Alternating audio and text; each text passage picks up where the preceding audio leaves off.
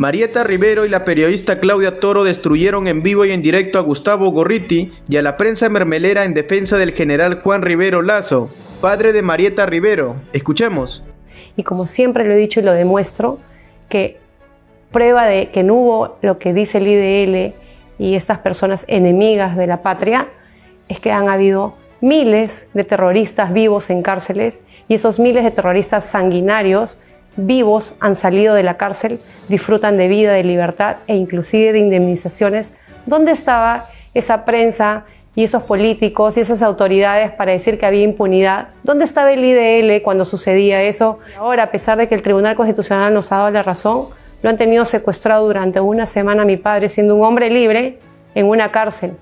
El INPE ¿Para qué? ¿Para humillarlo, quebrarlo? Lo que pasa psicológicamente, torturarlo. Lo que pasa es que el IDL nos juró que mi padre moriría en una cárcel si no colaboraba con ellos. Como era inminente su libertad, lo único que quisieron hacer es generarnos sufrimiento para que mi padre no llegue a estar en esta Navidad con nosotros, que lo lograron, pero lo que ellos no saben es que eso nos hizo más fuertes aún.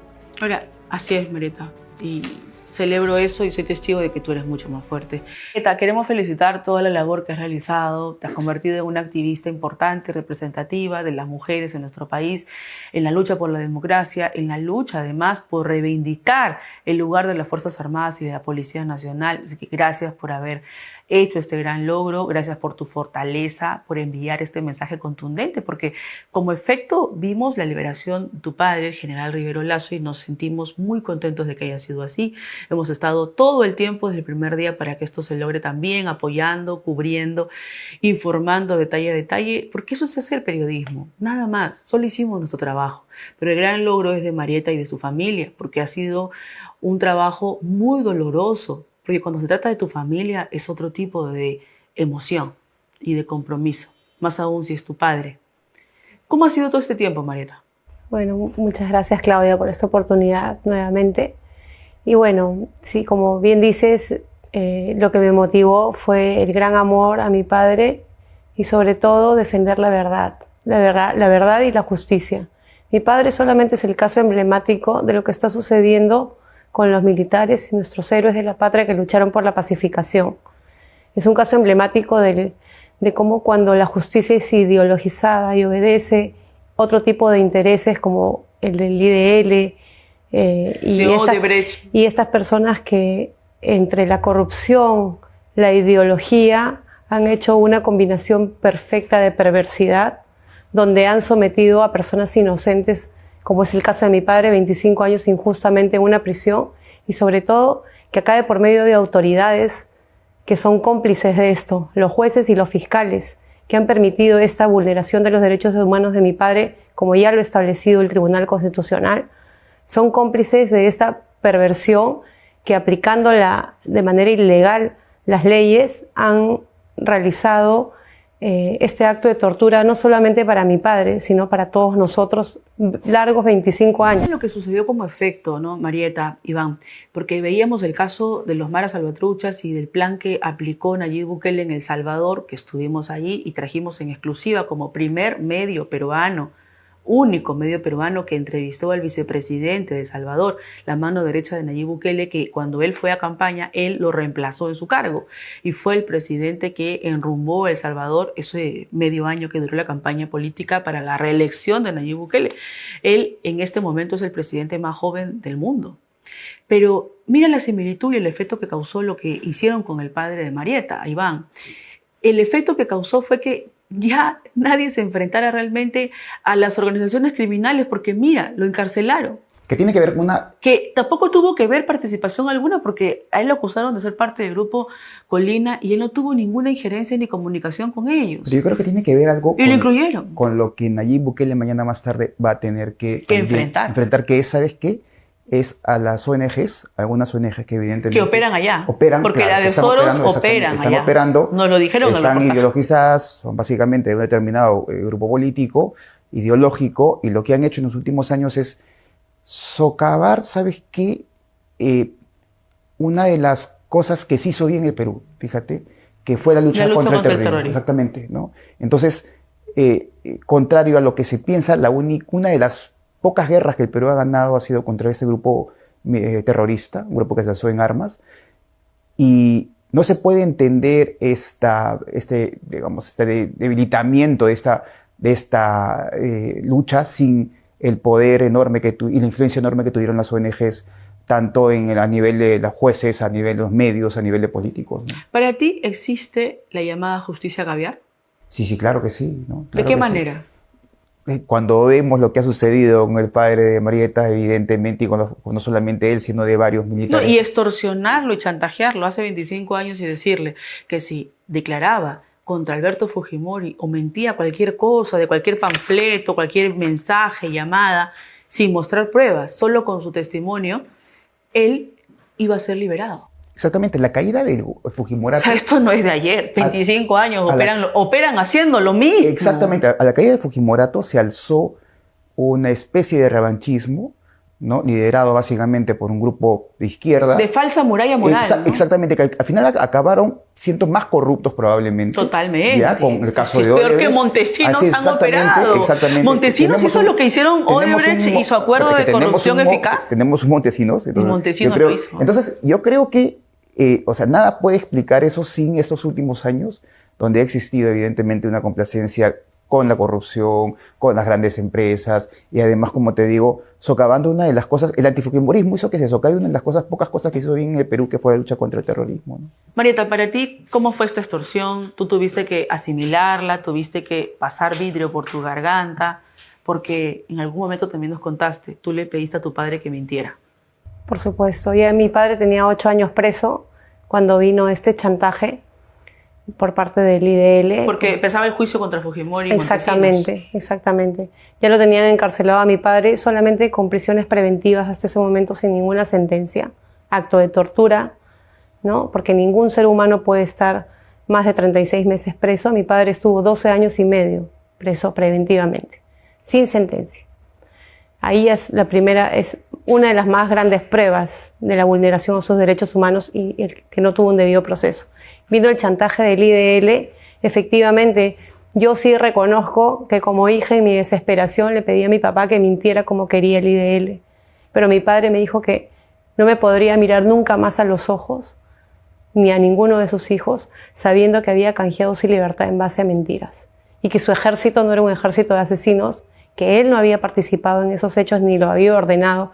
Inclusive me dijo que si él lo hubiera ordenado, lo hubiera asumido como su responsabilidad. Porque hubiera sido por un objetivo en lo que él creía. Así es. Aunque pero hubiera estado equivocado y hubiera pagado con cárcel. Así es. Además, las disposiciones en el ejército fueron todo lo contrario, y él desde la Dirección de Inteligencia, la estrategia que finalmente venció a Sendero y al MRTA fue la política del soldado amigo, el combate del terrorismo defendiendo los derechos humanos.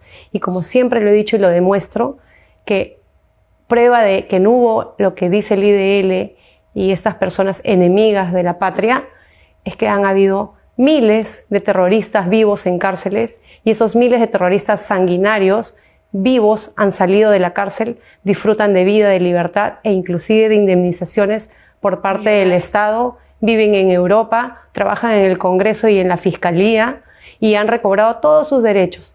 ¿Dónde estuvo esa prensa cuando sacaban libres a los terroristas con beneficios penitenciarios que no tenían, les condonaban las condenas, les rebajaban tanto sea posible para que puedan salir rápidamente de prisión? ¿Dónde estaba esa prensa y esos políticos y esas autoridades para decir que había impunidad? ¿Dónde estaba el IDL cuando sucedía eso? Cuando García Sayán, junto con Churliza, se ponía de acuerdo en la base naval del Callao para hacer llorar a los militares, y lo tenían a mi padre como trofeo riéndose con Eleni Parraguirre, como están en los audios publicados en el Diario de la Razón. Ya tenemos al director de inteligencia preso y se reían, y se lo llevaron a mi padre un 24 de marzo a las 3 de la mañana del 2001, acusado de terrorista a los calabozos de la DINCOTE, porque aún ni siquiera habían empezado estos casos. Así se lo llevaron, secuestrado. Y ahora, con mentiras. Y ahora, a pesar de que el Tribunal Constitucional nos ha dado la razón, lo han tenido secuestrado durante una semana a mi padre, siendo un hombre libre en una cárcel. El INPE ¿Para qué? ¿Para humillarlo, quebrarlo? Lo que pasa psicológicamente, torturarlo. Lo que pasa es que el IDL nos juró que mi padre moriría en una cárcel si no colaboraba con ellos, y que cualquier acción que mi padre hiciera para salir en libertad se le iba a bloquear. Como era inminente su libertad, Lo único que quisieron hacer es generarnos sufrimiento para que mi padre no llegue a estar en esta Navidad con nosotros, que lo lograron, pero lo que ellos no saben es que eso nos hizo más fuertes aún. Ahora, así es, Marieta, y celebro eso y soy testigo de que tú eres mucho más fuerte. Y tu familia también. Iván, ¿cómo lograron masificar el odio basado en un solo hecho, como fue el caso del Grupo Colina, un solo grupo? Porque todos sabemos que el terrorismo se venció con inteligencia, con la labor del GEIN.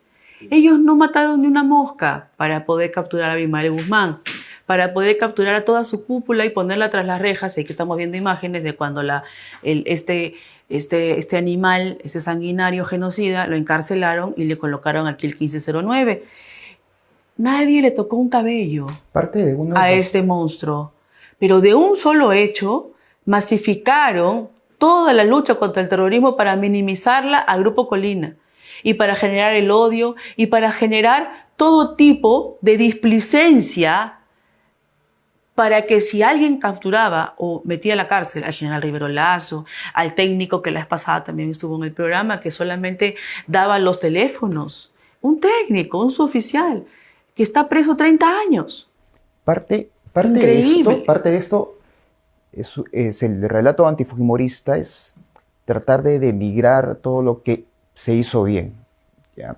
Y lo que se hizo bien durante el gobierno fujimorista fue eso, porque no solamente fue esta modalidad de soldado amigo, sino además se reincorporó al campesino en la lucha, y eso jamás existió. Al agro, al agricultor. Exactamente, al agricultor, a la persona que vive en las zonas rurales, se le involucró en una lucha contra un... Se le generó desarrollo, exactamente, hicieron pistas, exactamente. El construyó Estado colegios, llegó donde hospitales, nunca llegó y donde nunca ha vuelto a llegar. Exactamente. Entonces, en esta alianza que existió, que fue exitosa además, que se permitió que el Estado se imponiera sobre estos grupos terroristas, de alguna otra manera el antifujimorismo, a la caída del fujimorismo, el antifujimorismo trata de crecer y se lleva todo por delante. Y llevarse todo por delante significa no solamente los políticos del antifujimorismo, acuérdate tú, cómo expulsaron a estas 4 congresistas del fujimorismo, sino además a los militares, que básicamente fue eso, o sea, porque el triunfo de la estrategia antiterrorista fue básicamente de los militares,